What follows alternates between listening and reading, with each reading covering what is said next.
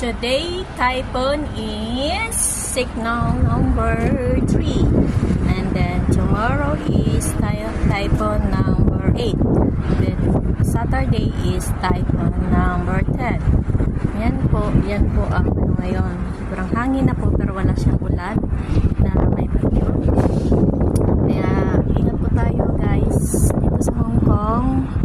Parating niyo po yung bagyong malakas, ang palakasan, signal number 10. Ingat-ingat po tayo guys.